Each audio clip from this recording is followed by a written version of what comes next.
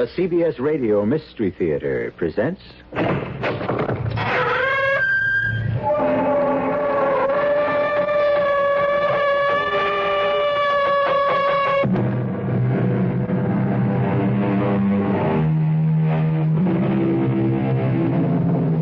Come in. Welcome. I'm E.G. Marshall. A gentleman named Frank Richard Stockton, whose name may not be familiar to you, as I must admit it wasn't to me, wrote one of the most famous short stories of all time. It was called The Lady or the Tiger. I mention it only because, in its own curious way, it reminded me of the story that Dr. Felix Brandt is about to reveal. What impulse drives me to put what follows on paper? I don't exactly know. I suppose it's a need for confession, or perhaps a prayer for forgiveness to a God I've forgotten and whose mercy I do not deserve when I die, which will be shortly. And I wonder, when they close my eyes at last, if I shall meet the soul of Hugh Prentice, and if I too will be condemned to wander eternally in a vast limbo of loneliness as punishment for my crime. A crime worse than murder, for which I did not have the courage. But I was determined. The death was too easy for someone who had violated the one person I had held most dear in all my life. So I dared play God out of my own special knowledge and exact a punishment to fit the crime. Whoever reads this, make your own judgment. What has been done cannot be undone.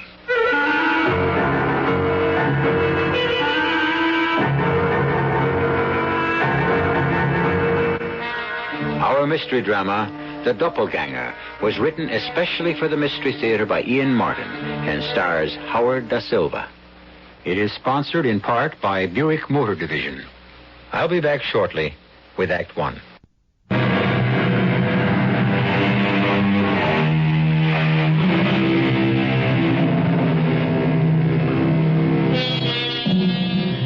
To go back to The Lady and the Tiger, you'll remember, I'm sure, that it was a story of a man who faced two doors. Behind one of them was a famished, raging, man-eating tiger who would devour and destroy. Behind the other was a love goddess, every man's desire. Now, I'm not suggesting that this story has anything to do with that story, except in the matter of choice. Something we do every day. Select one alternative or the other. So, let's examine Dr. Felix Brandt's selection and judge him as you may. My name is Felix Brand. I have a doctorate in clinical psychology. I was married, have one daughter. As I've grown older, although it has been a passionate obsession of mine all my life, I've had to fight the tendency to devote more time to my avocation than my vocation. Parapsychology. The exploration of the psychic, the world beyond the finite world. A hobby, or obsession, if you will, which led to my unspeakable crime. Worse. Far worse than murder. It was nice of you to meet me at the airport, Dr. Brandt. For reasons deeper than simple courtesy, Hank, I wanted to have a private chat with you about the woman we both love, that daughter of mine. That's why I'm letting you drive, so I can... Well, what is it, sir? Something about Fran? No, not just at this moment. Quickly, Hank. Cut over to the right lane, fast. Yes, sir, but what...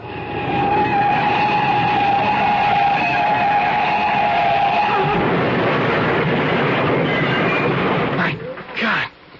Doctor, if you had told me to pull over, that maniac would have hit us head on.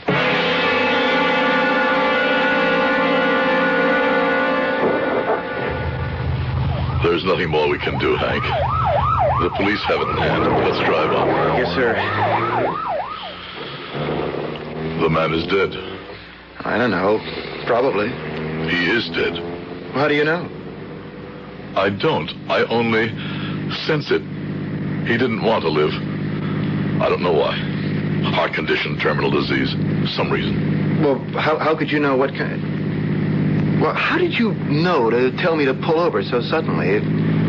As if you knew in advance there was going to be an accident. I'm an old man, Hank. An old man who meddles perhaps in too many things outside my province. I've been looking deeper and deeper into parapsychology, and some of the things I've come to believe in rub off. What things, sir? Oh, extrasensory perception, ESP, if you'd rather. Clairvoyance, telepathy, all sorts of psychic phenomena.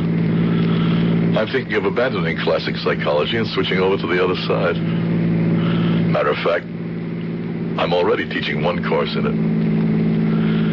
And that's of little interest to a lawyer, or even my prospective son-in-law. Tell me, what brought you flying down from law school for the weekend? Well, didn't Fran, hasn't Fran said anything to you, Doctor? About what? I don't know, just, well, her letters have been very strange lately. Not very frequent. I thought something might be wrong. I mean, I had a hunch. The amateur outflanks the expert. I hope you're wrong. You have me worried. Fran is everything in the world to me. If anything ever happened to her... She means as much to me, Dr. Brandt. And don't you worry. If anything is wrong, between us, we can set it right.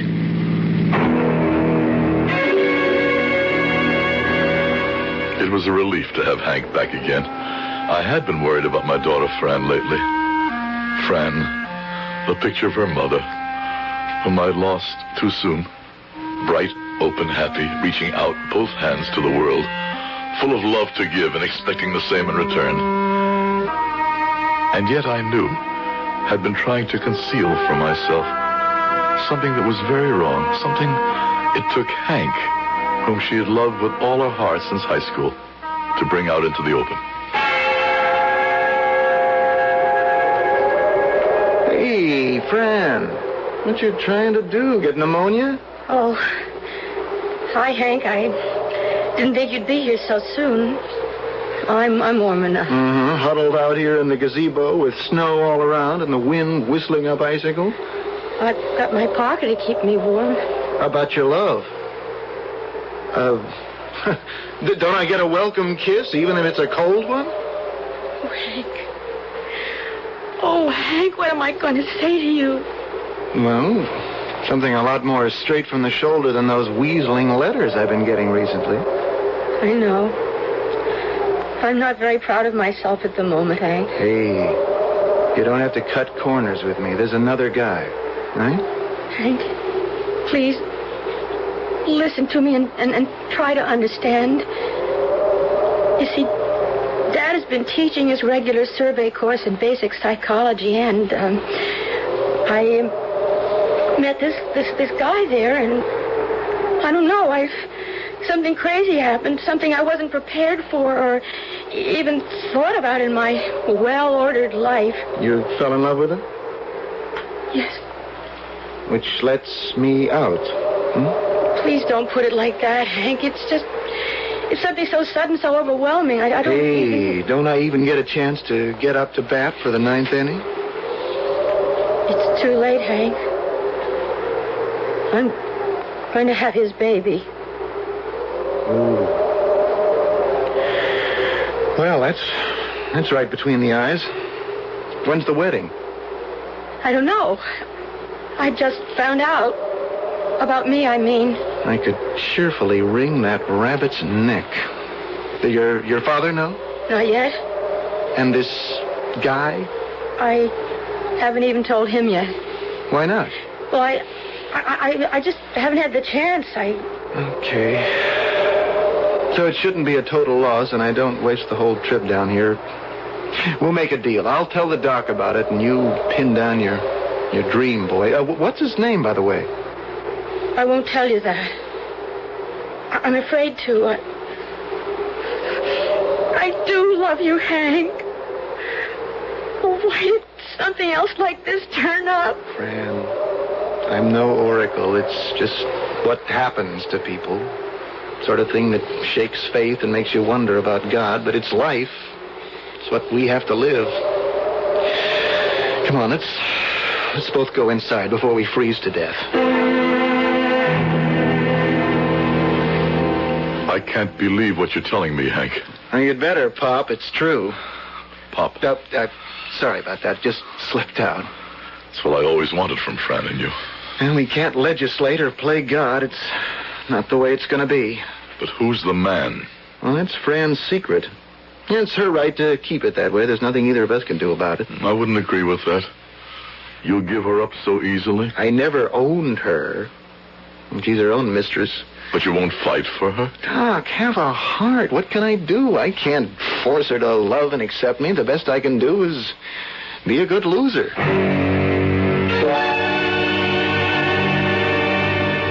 You gotta be kidding, Fran. So we were together a few times. You ought to know better than to get caught. That's all I mean to you? Oh, don't knock it. Look, you're a sweet chick. We made great music. It was all for kicks, though. I mean, no ties, no padlocks. Look, don't get me wrong. I'll get you the right guy. I mean, it's all legal now. And I'll bear the freight. You want me to get rid of the baby? Well, what else? I mean, you want it, you have it. Just don't try to pin me down. I want to stay loose. That's my thing. I can't believe what you're saying. It's a whole new world. You want to live by old-fashioned boxes they shoved us in. That's your option. You can't push me in a sleeve, so don't ever try. I am today, baby. You got to take me as you find me. Or as I lose you. Well, that's the way it runs. Easy come, easy go. I was that easy. Oh, come on. I didn't say that. Oh, you don't say much you really mean. So? Maybe it's best we just split. No, please. Look, the kid is out. And don't try to hang it on me. I'll deny it. All you'll get is a nice story that'll get your old man fired out of the university. Oh, I can't understand myself. How I can be in love with anyone as rotten as you. Oh, knock it off, Fran. If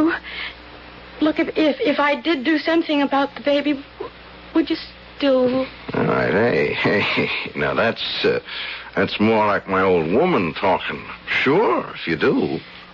I mean, you and me are a thing again. I don't know if Dad would... I mean, I don't have any money. Yeah, well, don't look at me. I ain't got the bread. But I got something better. What? Got a buddy. Mid-student. Senior. And he owes me plenty. I mean, we'll do a little collecting from him. But he's not a doctor. He's the next thing to it. Look, don't get the whammies. He's done it before. It's a breeze. Leave it to me. I'll set the whole thing up.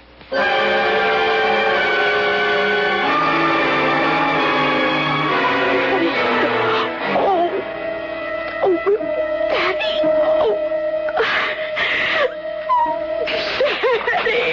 Fran, darling, what is Daddy. it? Oh, the baby, Daddy. It's gone, but I'm bleeding. Oh, good Lord. Doc, anything I can do? Yes, Hank, call Dr. Montrose and get him here fast. The number's in my address book by the phone on my study desk. I'm on my way. Help me. Oh, who did this to you, Fran?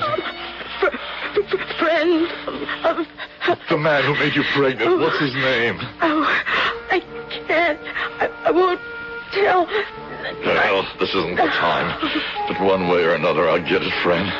And when I do, I'll find a way to make him suffer for what he's done to you.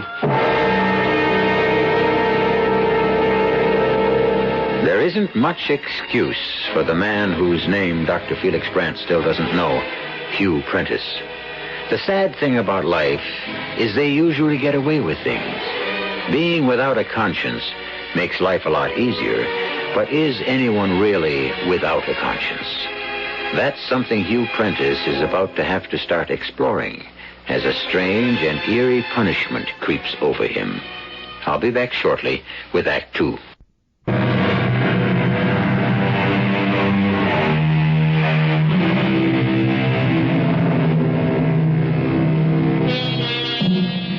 Of course, course, in the Gilbert and Sullivan tradition, the Mikado's object of making the punishment fit the crime was comic and light-hearted. Here, it is deathly serious. In point of fact, unearthly so. Dr. Montrose was able to bring the hemorrhage under control after he arrived, and once it had stopped and Fran was under sedation, he met with his old friend Felix in the study. Well, she's all right now, Felix. Nothing to worry about. You don't think we should get her to the hospital? Yeah, under ordinary circumstances, perhaps, but I'd say she's out of danger. She'll have to be watched closely, but I can handle that. If I put her in a hospital, it's all out in the open. You don't want that, do you? What do you mean, Jim? This is a pretty hidebound community, Felix. You're a good friend, Jim. Well, of yours and little Fran. I don't want to see her hurt anyway. Why did she do it? I don't know. I mean, she and Hank are going to get married anyway, so It wasn't Hank's baby. Oh. What would you do about the man who started all this, Jim? If it were my daughter? Yes. I don't know. We're a little elderly for physical retribution, aren't we? And any other course, and problematical, probably hurt Fran more than the man. Do you know who he is? No. Fran won't tell me. I suppose the best thing to do is let it go.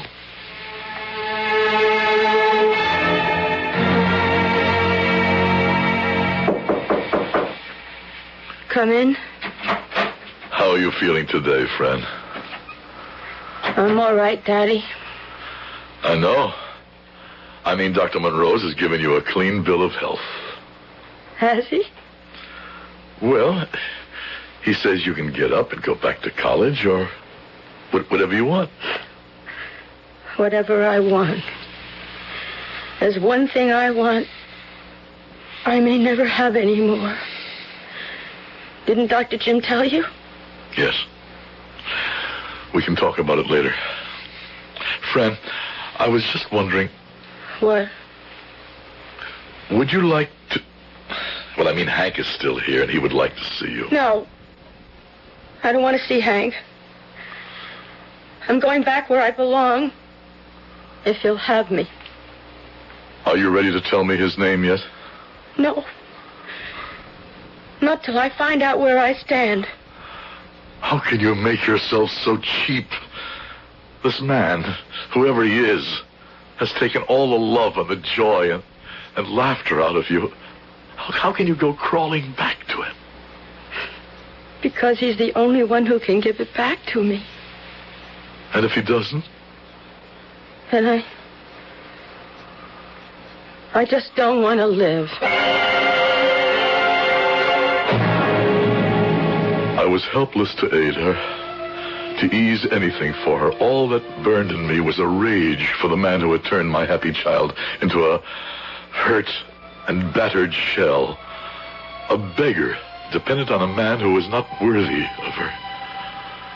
And at this moment, even though I still didn't know his name, I could curse him and wish him disaster.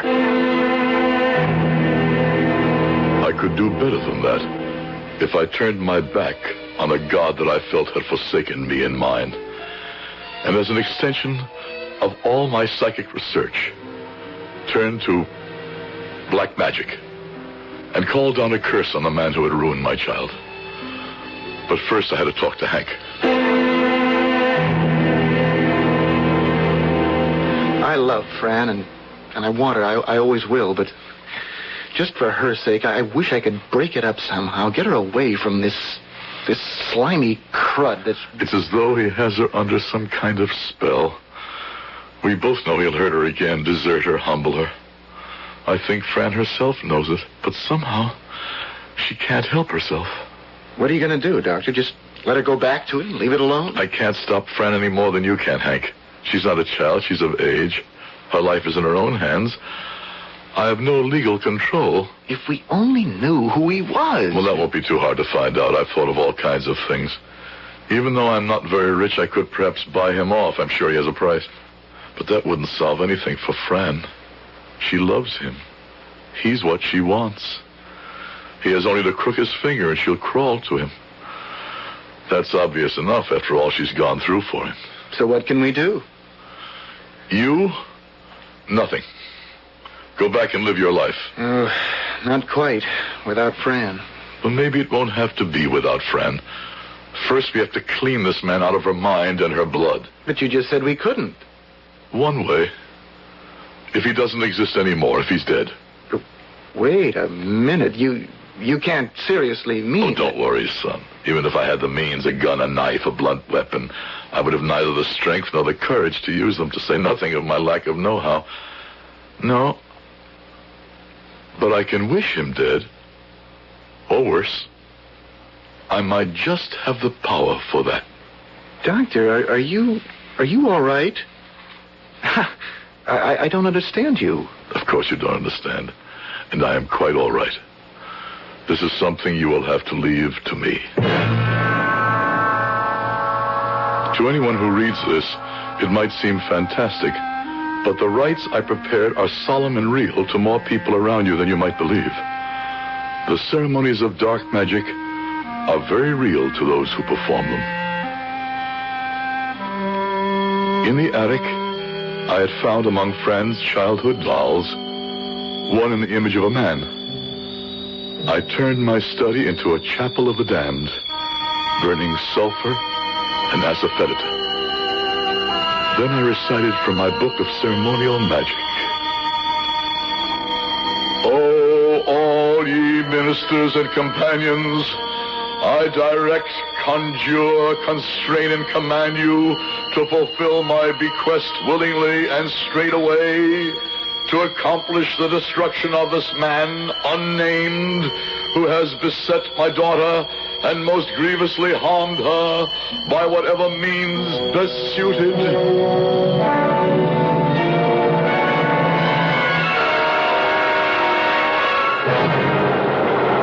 It's great to be swinging with you again, baby. Oh, I wasn't sure you'd want me back. I look so... I don't know. You look great, kid. My old woman again. I'm sorry we got to ride the subway, but who's got bread for the hacks these days? Oh, I don't mind where I am. Just so long as it's with you. Yeah, stick with me, baby. You'll ride first class all the way. Unlike these types. Look at them. Long gone. You and me are special, just waiting for the right break. The chosen, huh? If you choose me. I'll buy you all the way down the line, kid. Take a look. I mean, who is there who could walk into... What is it, Hugh? Yeah, halfway down the car there. Look. You see that guy? No. Which one? You're nuts? What do you mean, which one? How could you miss him? He's a carbon copy of me. He's even wearing the same jeans, the embroidered jacket. No, I don't see anyone who... Come on. Let's go. I gotta catch up with him. Hugh, take it easy. I don't see anyone like you said. He disappeared. He's gone, but he's like my double. Come on, let's go upstairs. No, I've got to get home, Hugh. Look, this won't take a moment. Yeah, there he is. He's right at the top of the stairs, next to that fat dame. No, there's no one there. She's all alone. Are you out of your... He's gone again. But he was looking right at me. Who the devil do you suppose he was? What did he want?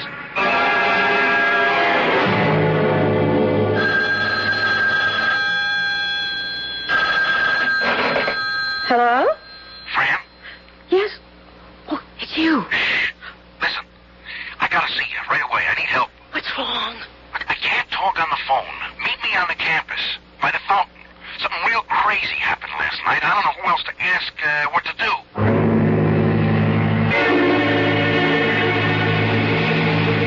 I was just turning in. I was reaching for the light to douse it when all of a sudden he was sitting right there in the chair facing me. Who? Him, the double, the guy we saw on the subway. I said, how the hell did you get in here? Who are you? I am your Doppleganger. My what? Your double. Or if you want, your inheritor. What does that mean? It's time for you to wander like me. It's time for me to return and die as I should have. I don't know what you're talking about. A long time ago, so long you can't even begin to imagine, I sinned. And because of my sin, I was not allowed to die in peace, but condemned to wander in infinity until I found a body I could be laid to rest in. My time is almost here, and in you, I will find a home again. I don't know what kind of a nut you are, Jack, but I'm going to kick your tail out of here so I can get some sleep. That won't be necessary. Sleep for you is all I'm waiting for. Huh? When you are safely asleep, you are at my mercy. The moment your eyes close, your body will be mine, and your soul will be left to wander through the ages alone, waiting endlessly for peace and the blessing of eternal sleep. Get out! Get away from me! You're nothing but a... Nothing but a what, Hugh? He's a ghost. I could see him, plain as I see you, but I could see through him, too, like a lamp in back of him, shining through his head. See, the pattern of a chair he was sitting in, as clear as a bell through him. He wasn't real. So I threw on some clothes. I ran out of the house. I spent the night walking. I was afraid to go to sleep, to bed. Fran, but nothing like this ever happened. Even on the wildest trip, I never blew so wild as this. What am I going to do? Hugh, I think you should see my father. Yeah. Oh, sure. That'd be great after everything. I'd be lucky if he didn't try to have me arrested. He doesn't know who you are. He doesn't know you were the one. Yeah, but what could he do? He's a psychologist. He could help you. Look, you're in one of his lecture courses. All you have to do is go up to him and say you have a problem. He'd help you. No, the whole thing is crazy. I see some character on the subway and threads like me. I have a crazy dream. Right away, I blow my cool. There's nothing the matter with me. Come on, let's cut out. I ain't even going to see you home. I'm going back to bed and catch some shut-eye. Oh, Hugh, listen to me. Don't look at me that way. Don't you turn against me. Do you think I could, after all that's happened? Yeah. Right, you I could count on. Yeah. You're my woman no matter what I do to you, right?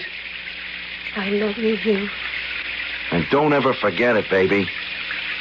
Now, come on, blow. I gotta hit the sack.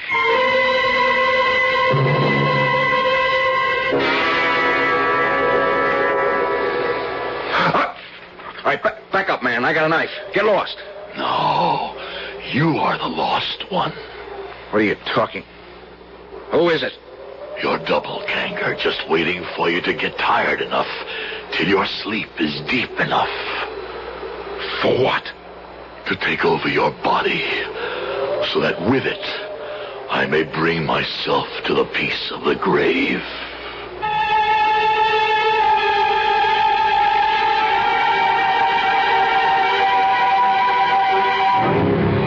What is this wraith that dogs Hugh's path? A figment of a diseased imagination? A figure of retribution created by a conscience weighted with guilt? Or is it some ghastly nemesis conjured from the supernatural, the world outside our comprehension, summoned up by Dr. Felix Brandt through the agency of the devil? I'll be back shortly with Act 3.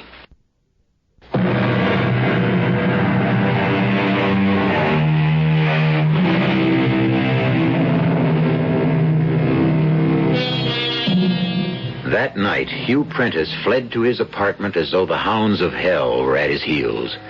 Locked in securely, with every light blazing, riding high on Benzedrine to keep awake, he paced the two small rooms like a caged tiger. And everywhere he turned, he faced the doppelganger, watching him silently, waiting patiently, a twisted smile of anticipated triumph on his face.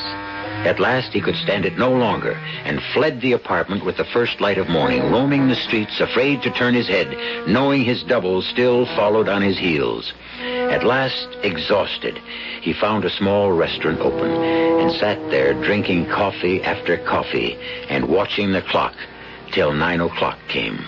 Then he crossed to the public phone to make a call.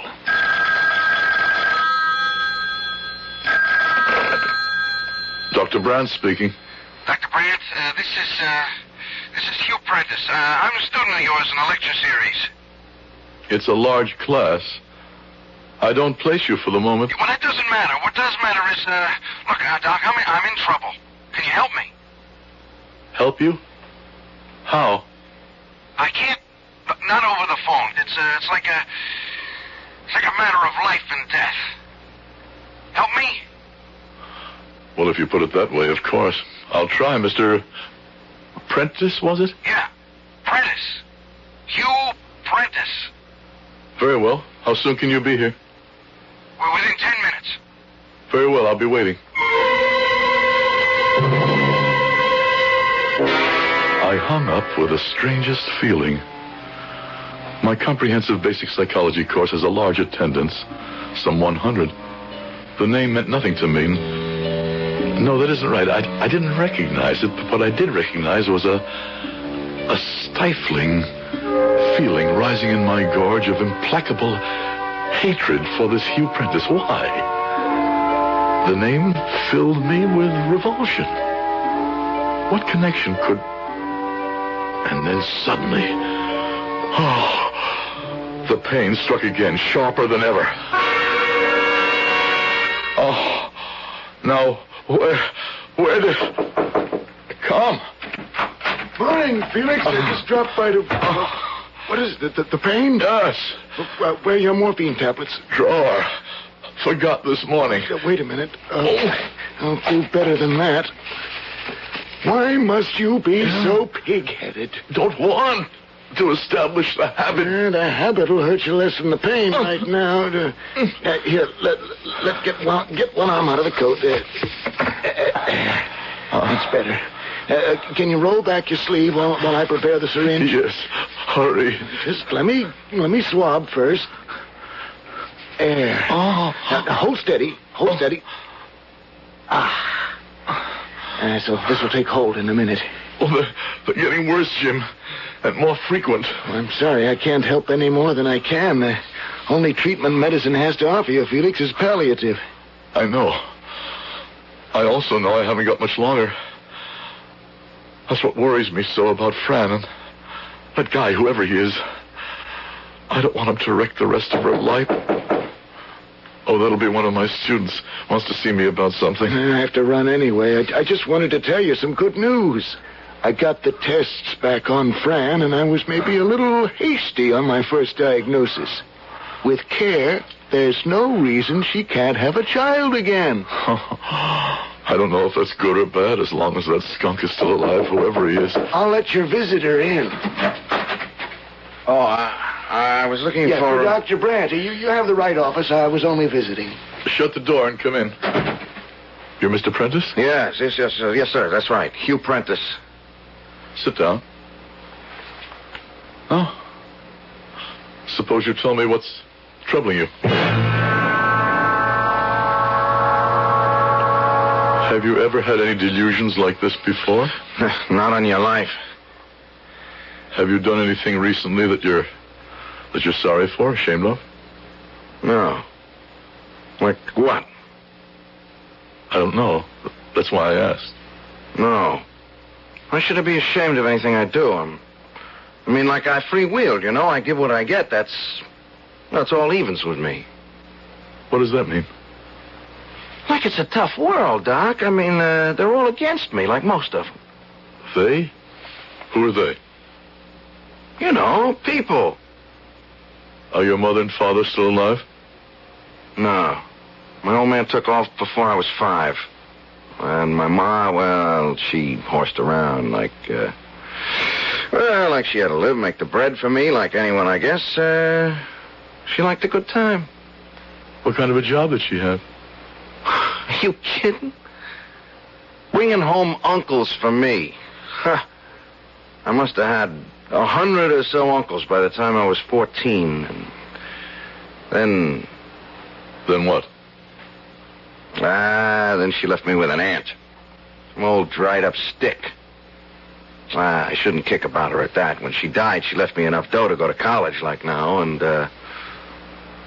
Hey, look, what has this got to do with that goon who's tracking me? I'm trying to get around to that. You don't like women very much, do you, Hugh? I don't know what you're getting at. You like to punish them because of what your mother did to you. Isn't that it? Look, I don't have to have you push me around like them. I mean, all I came here for was to ask for help. And I'm trying to give it to you. Well, can you just get this whatever the hell it is, off my back? I want to try, if you'll just help me. Anything, Doc, anything. I got to get some sleep, and I'm afraid to. You're quite safe here. What's that thing? It's a metronome. Some people use it to learn to keep time to music. I use it to calm people down. Now, just keep your eye on the needle as it swings back and forth. And try to relax. And answer my questions as honestly as you can. And maybe, together, we can get to the root of what's wrong with you. Tell me your name again. Hugh. Hugh what? Hugh Prentice. Where were you born? Allentown, Pennsylvania. What was your father's name? Frank. And your mother's? Mary. I use hypnosis a lot in my work, but never more deliberately, and I'm ashamed to say, callously, than today. Because suddenly, from some deep recess of my being, an electric wave was sending its knowledge to my brain.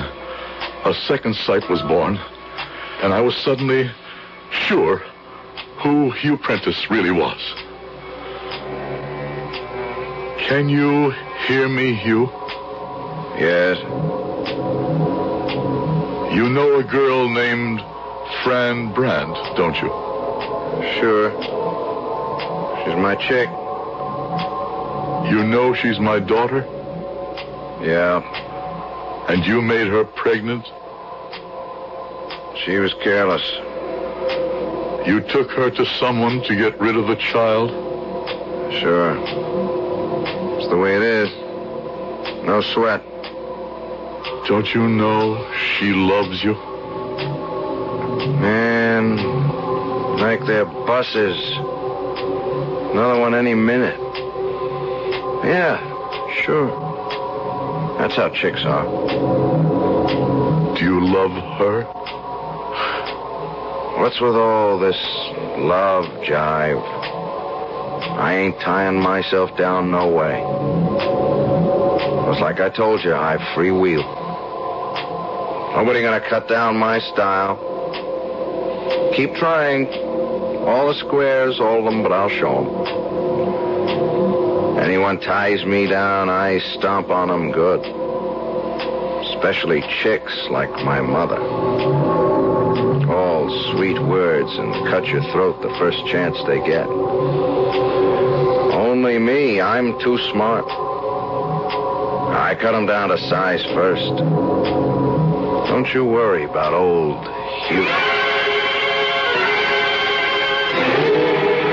The morphine was wearing off already. I sat back in my chair watching the boy whose secrets I had bared. A schizophrenic, classic, already paranoid. Possibly he could be saved through analysis, chemotherapy, new treatments which are being reached every day. Treatments I would never live to see. Treatments he would never willingly seek, as he had sought me. Because out of the dark side of my studies and my learning, I had raised a doppelganger. Then for a moment, the pain hit me so wildly, so acutely, agonizingly, that I must have blacked out a moment because... Don't bring him out of his hypnosis. He doesn't deserve to live. I cannot condemn him to the death in limbo like you live. Let me tell you something, old man. You are about to die. 2 doors face you. Open one, and you let the scourge out to destroy your daughter as well as himself. Open the other, and I take his body, and your daughter has her chance to live her life. Her chance to find happiness instead of despair and degradation. Which will it be? Which will you choose? Choose. Choose. Choose.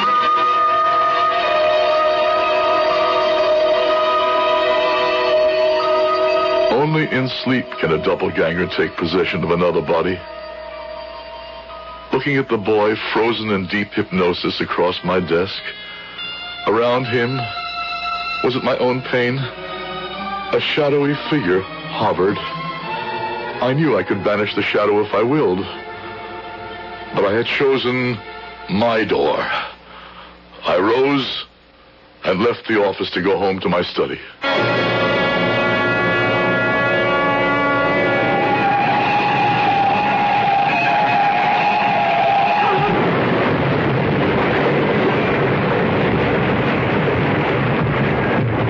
They buried Hugh Prentice, or his body, 2 days after he smashed into the rock wall at Highgate Turn, popularly known as Satan's Trap in our neighborhood.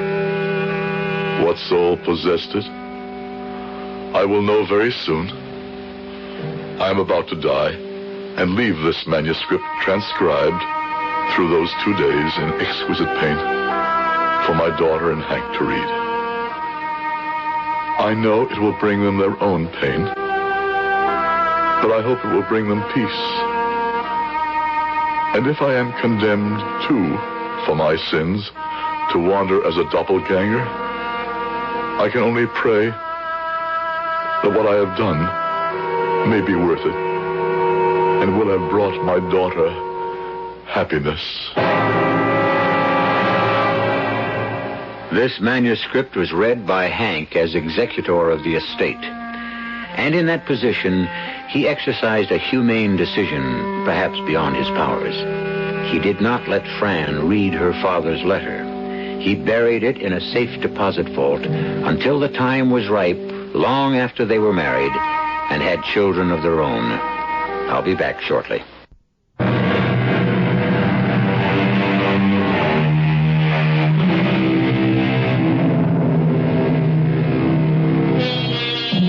This story came to me through accidental channels, long after the principals were gone. I cannot vouch for the truth of it, any more than I suppose any of the principals involved could. It's a story, I suppose, of retribution, and at the same time, a frightening lesson to all of us who stretch the human relationship beyond normal demands. If we sin deep enough, in some form, in some way, I suppose there is a doppelganger who will vie with us for retribution. The only way to avoid that is to deny him the chance. Our cast included Howard Da Silva, Rosemary Rice, Tony Roberts, and Russell Horton. The entire production was under the direction of Hyman Brown. And now, a preview of our next tale. How do you render justice in your country? We have courts when we have judges, juries, lawyers. Is it wise to allow people to judge people? It is the best way, the most democratic. Only the immortal gods may decide. But how do you know to get them to make a decision? The gods have sent my people a spring of sparkling water. The accused must drink at the spring. And what does that prove? The innocent walk away vindicated. And the guilty? The guilty fall down dead. Well, 'tis hardly the way. You will see it with your own eyes. We shall have a trial tonight. Oh? Who is accused? You are. This is E.G. Marshall inviting you to return to our Mystery Theater for another adventure in the macabre. Until next time, pleasant dreams.